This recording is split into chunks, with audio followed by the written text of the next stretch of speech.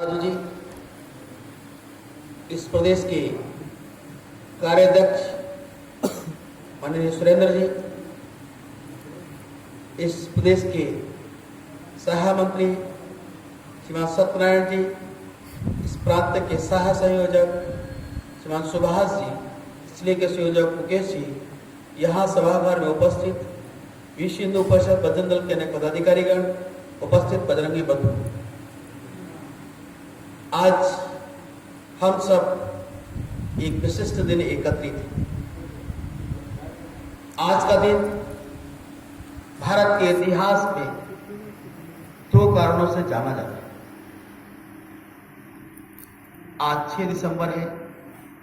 आज के दिन ही इस देश को संविधान देने वाले डॉक्टर भीमराव अंबेडकर जी की पुण्यतिथि भी है। डॉक्टर भीमराव अंबेडकर जी ने केवल भारत को संविधान नहीं दिया, बल्कि संपूर्ण हिंदू समाज में एकजुट आने के लिए, समाज के अंदर रहने वाली कुरीतियों के लिए जीवन भर संघर्ष किया। अंत समय तक भारत का हिंदू समाज एक छत के नीचे एकत्र रहे, ऐसा मन में विचार लेकर उन्होंने इस भारत से विदा ली। आज की इस पुण्यतिथि पर हम डॉक्टर भीमराव अंबेडकर जी को श्रद्धांजलि अर्पित करते हैं। आज 6 दिसंबर। दूसरा कारण, आज के दिन संपूर्ण भारत नहीं, संपूर्ण विश्व के हिंदू इस दिन को शौर्य दिवस के रूप में मनाते हैं। हिंदुत्व का विजय दिवस, ये शौर्य दिवस हमेशा के लिए इतिहास में अंकित हुआ है। ये राष्ट्र के स्वाभिमान का दिवस है।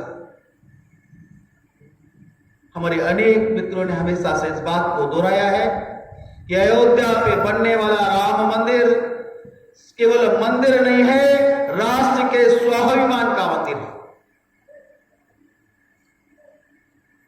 अयोध्या में बनने वाला मंदिर भगवान राम की जन्मभूमि पर मंदिर बनने वाला है।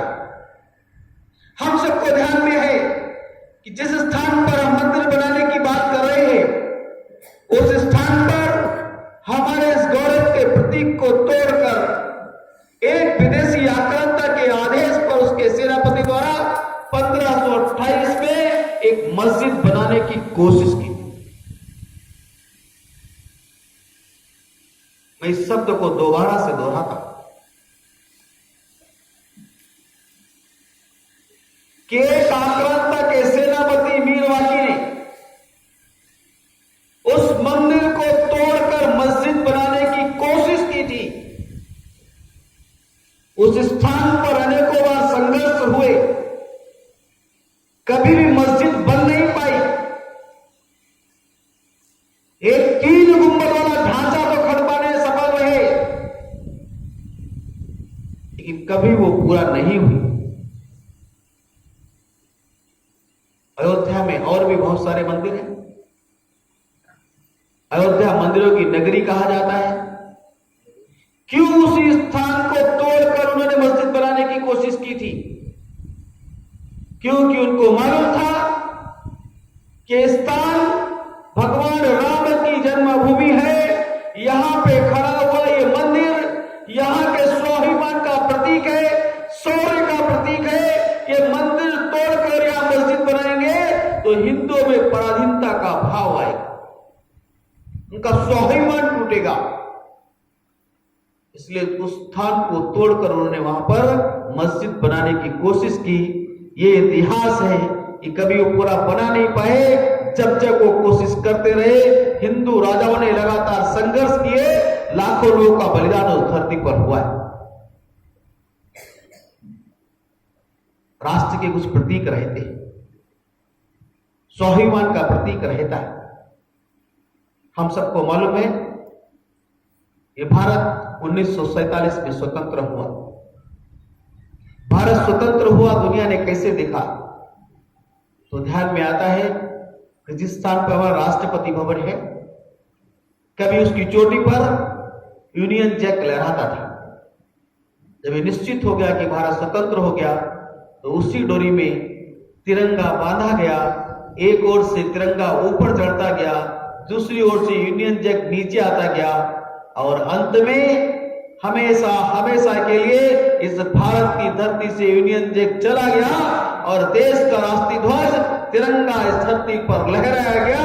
ये देश की स्वतंत्रता का प्रतीक है, स्वाभिमान का प्रतीक है। हमारी सीमा पर खड़े होने वाला सैनिक तिरंगा लेकर इस बात की घोषणा करता है कि भारत स्वतंत्र है और भारत की सीमाएं वहां तक है जहां तक तिरंगा लेकर भारत की सीमा पर सैनिक खड़ा है। स्वतंत्रता के बाद हमारे गुलामी के चिन्हों को हटाने की प्रथा तुरंत आरंभ हुई।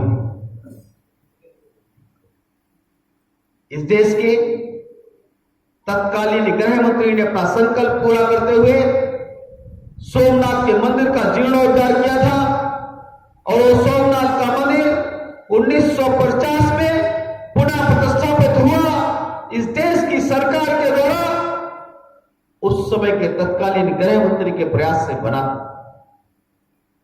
हमें से अनेक लोग इंडिया गेट घूमने जाते हो, आज वहां अमर जान ज्योति जलती है, जो इस बात का प्रतीक है कि अनेक सैनिकों ने भारत की स्वतंत्रता में बलिदान दिया है। उनको श्रद्धांजलि देने के लिए आज भी इंडिया गेट पर एकत्रित होते हैं। जब भारत स्वतंत्र नहीं था तो कभी वहां जॉर्ज पंजम की मूर्ति थी। ऐसे अनेक स्थानों पर कहीं विक्टोरिया की मूर्ति लगी थी, उन सबको तोड़कर हटाकर भारत के महापुरुषों के चित्र लगाए गए। इस देश के हर एक राष्ट्रभक्त की मांगे किस देश में आक्रांताओं के नाम पर रखने वाले स्थानों को उनका नाम बदलना चाहिए, क्योंकि नाम के कारण उस स्थान का स्वभाव भी ध्यान में आता है, स्वाभिमान भी ध्यान में आता है। कभी लेडी अरविंद, कभी विलिंगडन हॉस्पिटल दिल्ली की धरती पर होते थे। आज वहां राम मनोहर लोहिया जयप्रकाश नारायण हॉस्पिटल है। हम निरंतर मांग करते रहे हैं ऐसे आक्रांताओं के नाम को हटाना चाहिए।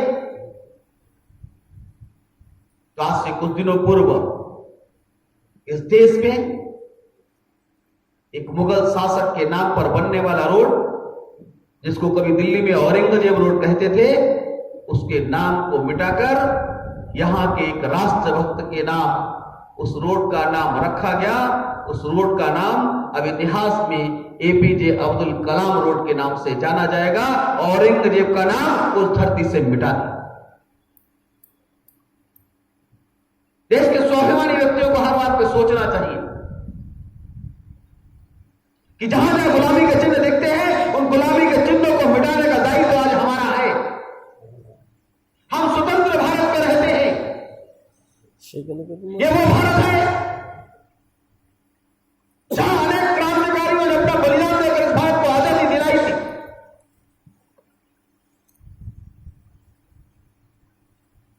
उन क्रांतिकारियों के मन में एक सपना था कि अपना भारत स्वतंत्र होगा, लेकिन स्वतंत्रता अपने को प्राप्त हुई, लेकिन देश का बंटवारा हो गया। देश का बंटवारा किसके आधार पर हुआ? तो कोई जिन्ना और नेहरू की जिद थी क्या? तो ध्यान में आता है इस देश का बंटवारा धर्म के आधार पर किया था। उन्होंने कहा तो देश स्वतंत्र हो जाएगा, मुसलमान गुलाम रहेगा, इसलिए मुसलमानों के लिए अलग से भूमि चाहिए। उसके नाम पर इस देश का विभाजन करके 14 अगस्त की रात को पाकिस्तान अलग बनाया था। आज जो भारत में मुसलमान रह रहे हैं, वो भारत वासियों के रहमो करम पर रह रहे हैं। हमारी संस्कृति में शरण देने की आदत हमेशा से रही। इस स्वतंत्रता के बाद हमने किसी को नहीं कहा कि तुम्हें इस देश को छोड़ना चाहिए, छोड़कर भाग जाना चाहिए। जबकि पाकिस्तान जो इस्लाम के नाम पर बना था, लाखों हिंदुओं का कत्ल करके इस भारत की धरती पर गाड़ियां भरकर लाशें भारत की ओर आई थी। पलटकर आज के नौजवानों को देखना चाहिए। वो भारत के विभाजन की तस्वीर जिन वृद्धों ने, जिन घरों के लोगों ने देखी है, एक बार उनके दिलों से पूछो कि उनकी स्थिति क्या है।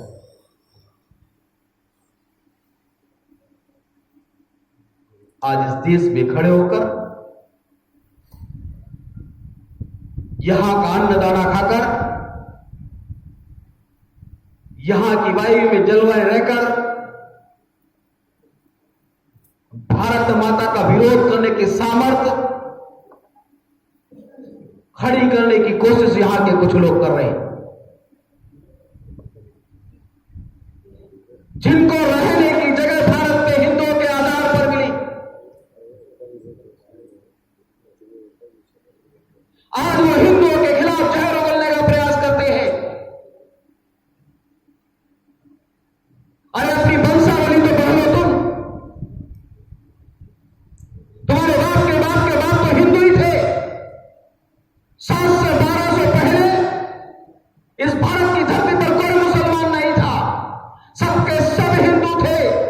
मुगल के आक्रांतों के आक्रमण में जो कायर थे, जो डरपोक थे, उन्होंने इस्लाम स्वीकार कर लिया। उनके खानदान के लोग आज मुसलमान उनके भारत की धरती पर रह रहे हैं।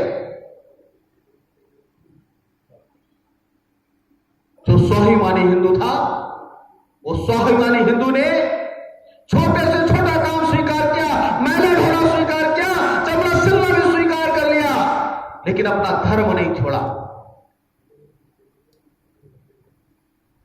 आज जो बाबरी मस्जिद की बात करते हैं, उनका खानदान बाबर का नहीं। ये बात उनको याद रखनी पड़ेगी। उनको यहां के वंशावली के आधार पर अपना स्वीकार करना पड़ेगा। अगर भारत में तुम शांति के साथ, सम्मान के साथ जीना चाहते हो तो हिंदुओं का सम्मान करना सीखो।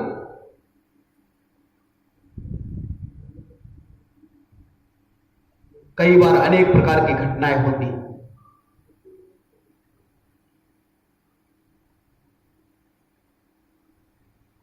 आज देश में जहां हम सौर दिवस मना रहे हैं, वहां कभी योवे गम कला दिवस जैसे मनाने वाले लोग भी भारत की धरती पर है, जिन्होंने आज वही किया है जो एक राष्ट्रद्रोह को करना चाहिए। वो ऐसा कर पाने की हिम्मत क्यों जुटाते हैं? वो इसलिए हिम्मत जुटाते हैं कि हम हिंदू बंधु अपने दायित्व को भूलकर, अपनी जिम्मेदारी को छोड़कर लापरवाह हो जाते हैं। और जब मालूम है कि हम अपनी संपत्ति की, अपने घर की रक्षा करने में लापरवाही करते हैं, तो लुटेरे लूट कर ले जाते हैं। ऐसा ही बार बार हमारे यहां हुआ है और आज भी ऐसा ही हो रहा है। जहां हमारे लोग लापरवाही करते हैं, वहां हमारा नुकसान होता है। इस देश में जनसंख्या की बात बार बार होती है। इस देश में जनसंख्या का कानून 1975 में आया था। 1975 में भारत के हिंदुओं ने सरकार और संविधान के मर्यादाओं का सम्मान करते हुए उस नियम और कानून का पालन किया। दूसरी ओर इन विधर्मियों के द्वारा उसका लगातार विरोध हुआ। उन्होंने कहा हमारी शरीयत में इस बात की मान्यता नहीं, इसलिए हम कानून को स्वीकार नहीं करेंगे। भारत का कानून न मानने वाले आज जनसंख्या की बढ़ोतरी पर मजाक उड़ाने की कोशिश करते हैं। अरे वो भूल जाते हैं कि तुम्हारे यहां धर्म का कोई रिश्ता नहीं होता, परिवार क्या होता है तुम्हें कल्पना नहीं है, महिलाओं का सम्मान करना तुम्हारे इतिहास में सिखाया नहीं गया। आज महिलाओं के सम्मान की जब बात उठती है तो तुरंत तो तुम्हारा धर्म अलग हो जाता है। तुम कहते हो कि हमारे धर्म के आधार पर यह स्वीकार नहीं है। तुम्हारा दृष्टिकोण क्या है? आज दुनिया को समझ में आ रहा है, एक झटके में 3 तलाक, दोबारा शादी करनी तो हलाला। हलाला कौन करेगा? तो वही मौलवी जी करेंगे। हलाला क्या है ये दुनिया को अब समझ में आया।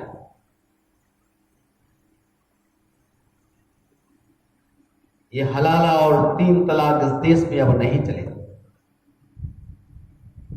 इस देश में एक संविधान के आधार पर, एक समान नागरिक कानून के आधार पर इस देश को चलना पड़ेगा, इस देश को चलाना होगा। इस देश के अंदर 2 कानून अब नहीं चलेंगे। आज राम मंदिर के निर्माण की सुनवाई की बात शुरू हुई। कल देश के उच्चतम न्यायालय यानी सुप्रीम कोर्ट में राम मंदिर की भूमि के स्वामित्व की जब चर्चा शुरू हुई तो बावरी एक्शन कमेटी के वकील खड़े होकर कहते हैं कि सुनवाई नहीं होनी चाहिए क्योंकि यह मामला राजनीतिक है, इसलिए इसकी सुनवाई लोकसभा चुनाव के बाद होनी चाहिए, 2019 के बाद होनी चाहिए।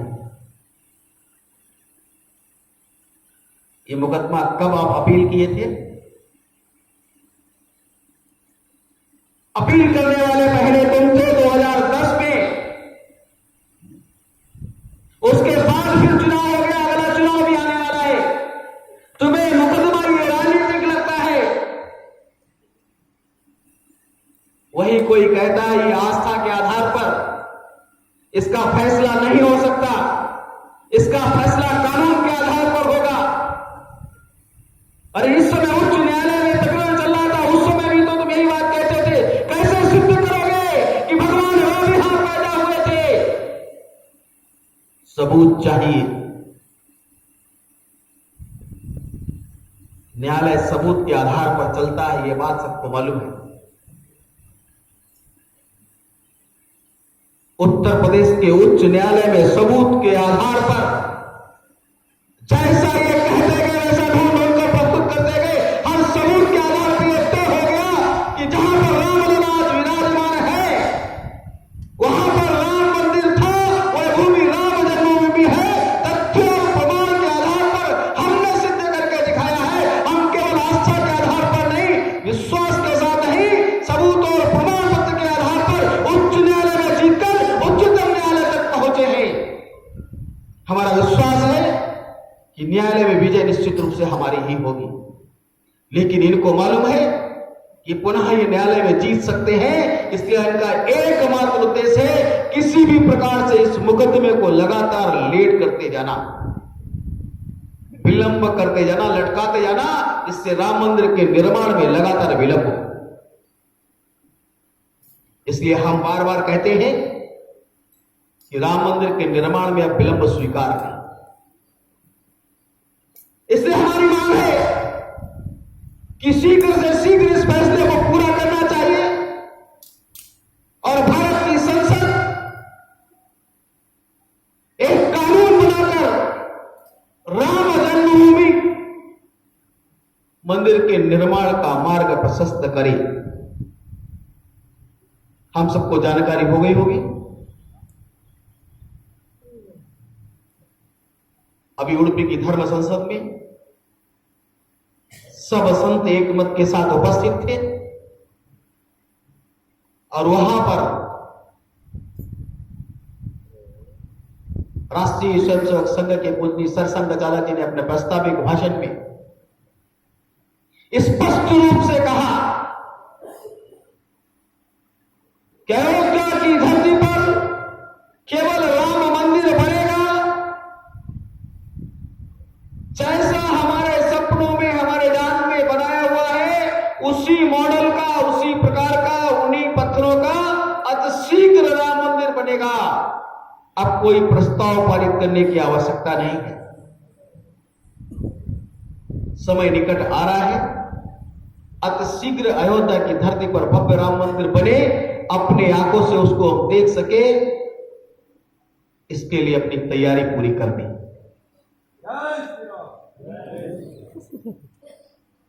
मंदिर के निर्माण की ओर हम लगातार बढ़ रहे हैं। सुनवाई उच्चतम न्यायालय की तिथि बढ़ी है। न्यायालय अपना काम करेगा, हमें अपना काम निरंतर करते रहे। हमारे संगठन का अपना दायित्व है कि हम अपने संगठन को सुदृढ़ करके निरंतर आगे बढ़ते चले। और आज के इस विजय दिवस पर हमने आग्रह किया था कि जितने लोग बजरंग दल में भर्ती हुए हैं, सभी को इस कार्यक्रम में उपस्थित रहना चाहिए। यह हमारे शक्ति पकड़ का एक कार्यक्रम है। ये वही हैदराबाद की धरती है जहां की हनुमान जयंती संपूर्ण भारत टकटकी लगाकर देखता है। इसलिए आज के कार्यक्रम में हम कम आए होंगे तो हमारी शक्ति कम हो गई, ऐसा विश्वास नहीं करना चाहिए। हमारी शक्ति निरंतर बढ़ रही, हम निरंतर आगे बढ़ रहे, आगे बढ़ते जाना है। हमारा संदेश जो संतों से अपने को प्राप्त हुआ, वह हर एक व्यक्ति को याद रखें। हम सभी हिंदू एक हैं। हम हिंदू एक रहे। हिंदू सहोदरा सर्वे न हिंदू पतितो भव, मम दीक्षा हिंदू रक्षा, मम मंत्र समानता। इस आधार पर संपूर्ण हिंदू समाज को एकत्रित करते हुए हमें आगे बढ़ना है। ये राम जन्मभूमि का आंदोलन संपूर्ण हिंदू समाज की एकता का एक प्रतीक है। जब भी कभी इस आंदोलन की ओर हम पढ़ते हैं, देखते हैं, तो ध्यान में आता है उत्तर से दक्षिण तक, पूरब से पश्चिम तक इस आंदोलन का हर एक नौजवान उससे जुड़ा था। हर एक नौजवान के मुख में एक उद्घोष था, जिस उद्घोष को सुनकर हम मान लेते थे ये बंधु हमारा ही है। इस आंदोलन का उद्घोष भारत के नए सांस्कृतिक आंदोलन का उद्घोष बना। जैसे ही जय श्री राम का नारा गूंजता है, दुनिया के लोग कह देते हैं कि हिंदूवादी इकट्ठे हो गए। ये जय श्री राम का उद्घोष हमारे नए सांस्कृतिक आंदोलन का द्योतक है, प्रतीक है। हम अपने धर्म स्थलों की रक्षा करेंगे। हम अपने हिंदू समाज को संगठित करेंगे। हम हिंदू समाज की सामर्थ्य के आधार पर जो लोग अपने को विदेशी आक्रांताओं का वंशज मानते हैं,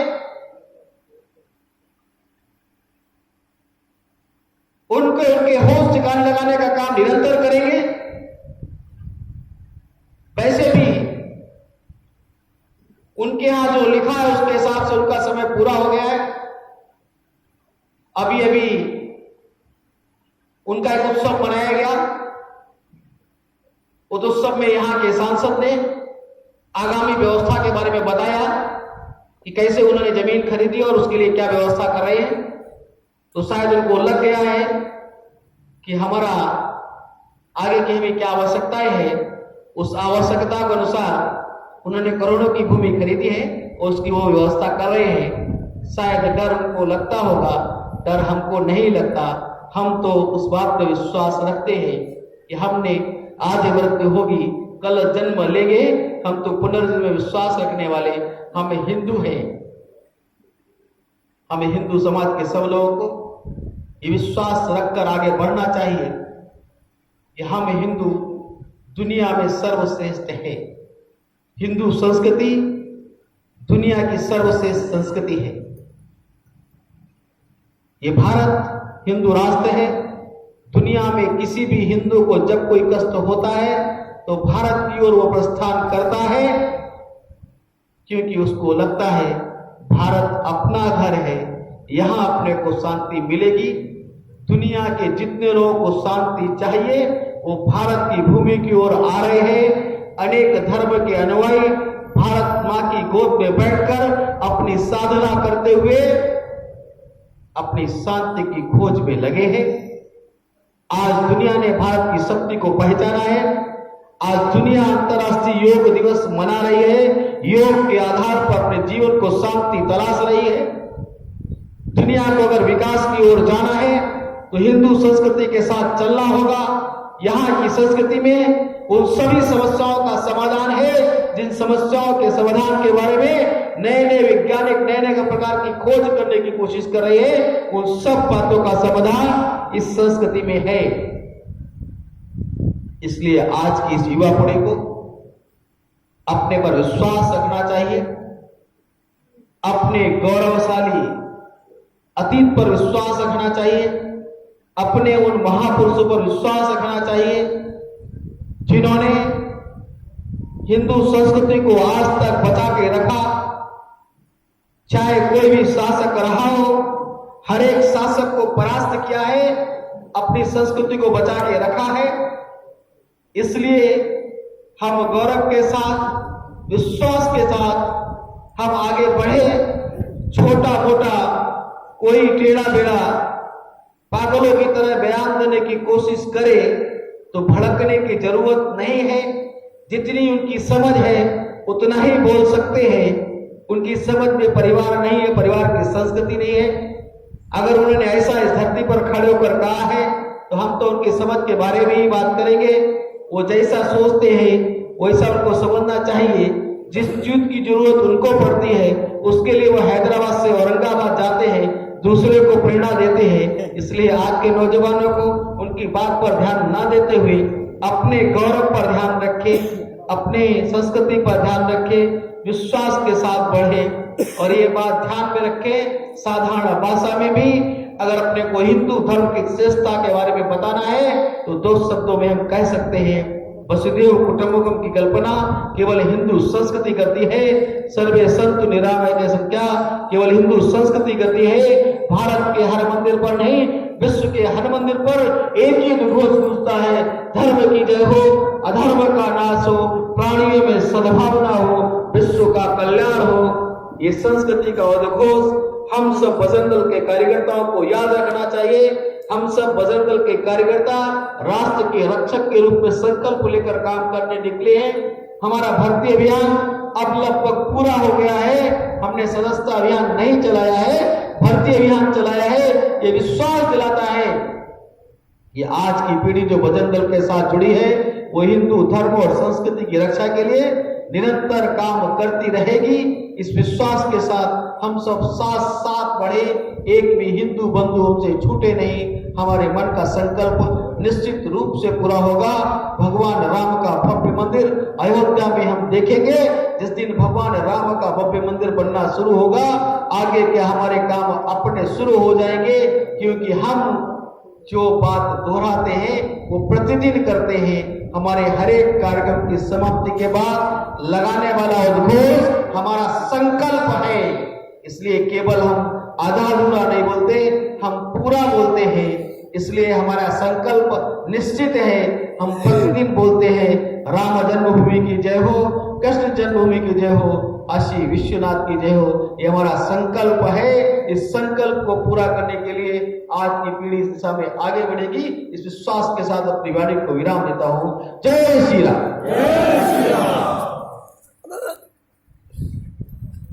మనోజ్ వర్మ గారికి బజరంగ్ దళ విశ్వ హిందూ పరిషత్ ధన్యవాదాలు.